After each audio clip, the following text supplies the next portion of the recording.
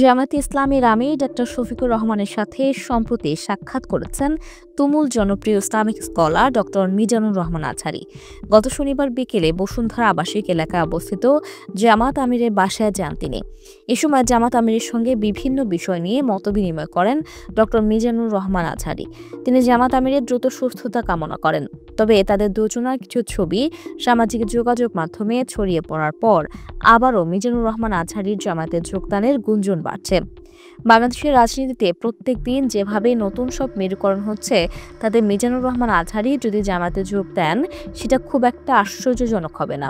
তবে সব ইসলামী দলগুলোর যদি ঐক্য হয়, সেক্ষেত্রে মিজানুর রহমান আজহারী সেখানেও থাকতে পারেন, কারণ তিনি সবসময় দেশের ইসলামী দলগুলোর বৃহৎ ঐক্যের কথা বলেন।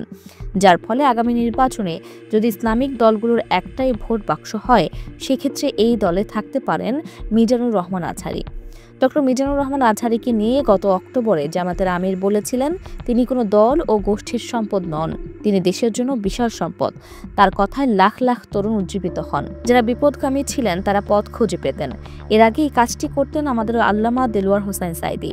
জাতির এই কণ্ঠকে লোহার খাঁচায় বন্দী করার পর আল্লাহ তাআলা মিজানুর রহমান আজহারীকে দেশের সম্পদ হিসেবে দান করেন, কিন্তু কপাল পোড়া এই জাতি তাকে ক্ষতিগ্রস্ত করার জন্য উঠে পড়ে লেগে গেল। মারার হুমকি দিয়ে তাকে দেশ থেকে বের করে দেওয়া হলো। জামাত আমির বলেন, এ ধরনের সম্পদের যদি জাতি সমাদর না করে, তাহলে এর চাইতে বড় দুর্ভাগা আর কি হতে পারে।